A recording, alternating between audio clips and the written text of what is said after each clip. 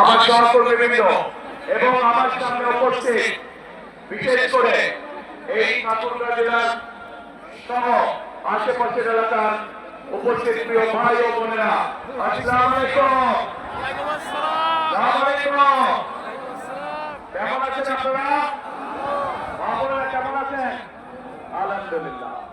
প্রিয় ভাই বোনেরা, আজ বহু বছর পর এই ঠাকুরগাঁর মাটিতে আমি আবার আসতে পেরেছি।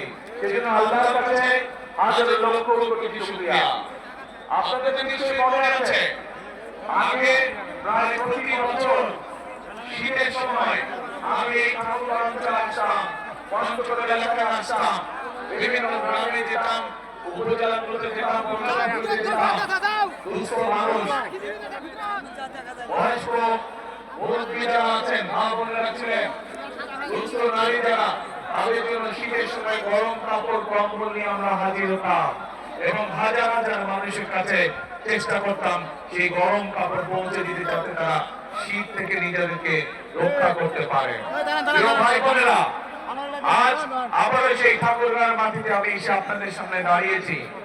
আজ এসেছি আপনাদের সামনে ভিন্ন একটি পরিস্থিতি বা ভিন্ন প্রেক্ষাপটে।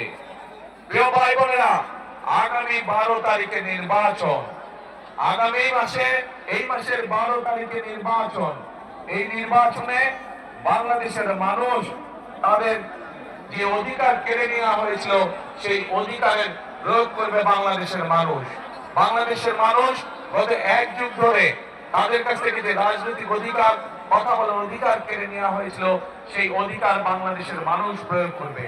প্রিয় ভাই বোনেরা, এই মাঠের মধ্যে যে লক্ষ লক্ষ মানুষ আপনারা আজকে উপস্থিত হয়েছেন, এই মঞ্চের পাশে ছোট্ট একটি মঞ্চ আছে যেখানে কয়েকজন মানুষ বসে আছেন। এই মানুষগুলো গত 15 বছরে বিভিন্ন ভাবে গুম, খুন, অত্যাচারে নির্যাতন হয়েছে তাদের স্বজনরা। সেই অত্যাচার নির্যাতিত পরিবারের সদস্যরা বসে আছেন। যে মানুষগুলো আজ এখানে বসে আছেন, তারা তাদের যে স্বজনদেরকে হারিয়েছেন বিগত 1 যুগ ধরে, সেই স্বজনরা এই বাংলাদেশের মানুষের ভোটের অধিকার প্রতিষ্ঠিত করার জন্য, এই বাংলাদেশের মানুষের কথা বলার অধিকার